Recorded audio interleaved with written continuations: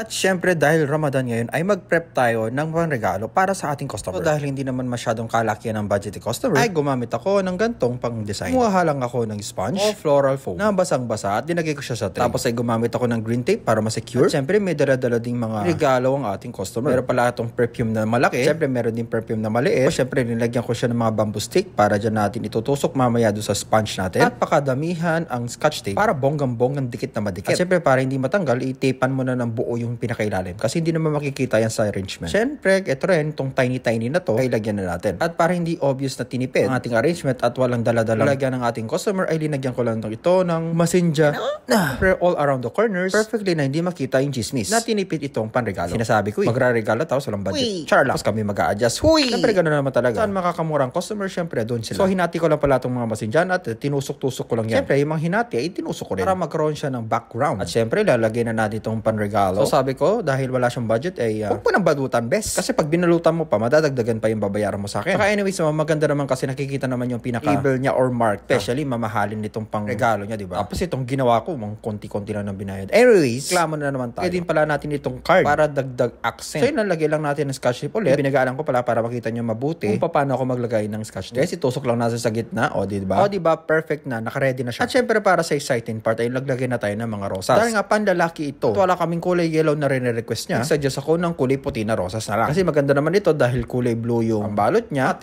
white roses na ilalagay natin. Yun lang, para hindi magastos din, mekos-mekos na kalat-kalat lang natin. At syempre, naglagay na rin ako ng solidago. Ha? Na naman, baka sabihin nyo na naman, solid na gago. Ba yun? Solidago. Kulay green and yellow pala ito, kaya maganda to. Mga panlalaki na design. Tsaka tipid na rin kasi isang piraso lang yan. Marami ka na mailalagay. Tapos naglagay na rin pala ako ng huskus. Syempre, hindi mawawala itong eucalyptus. Para may mga lawit-lawit na nakalagay sa mga gilid-gilid. Konti lang. Tapos lagyan na natin ng tubig at spray na natin siya para mag-fresh. Naging, alam mo yun, mamasama sa mga brosas. At mas maging maganda syempre. So yun na, at tapos ang ating arrangement na panregalo ngayon Ramadan. Yes, of course, super simple at super dali lang. Pwede itong gayahin sa inyong mga business, small business. At sana yun marami kayong natutunan sa ating flower arrangement. Okay? So, follow nyo lang ako at i-like at i-share nyo lang itong video to. Okay? So, yun lang ang mga B. Maraming salamat. Janjaranan! Shoutout! Maraming salamat sa mga nag-share ng recent video ko. At kung gusto mo mapasama sa shoutout, i-share mo na ang video na ito. And for more nakakatuwa at nakaka-goodbye sa videos, please like, comment, and follow my Facebook page. Kita kits!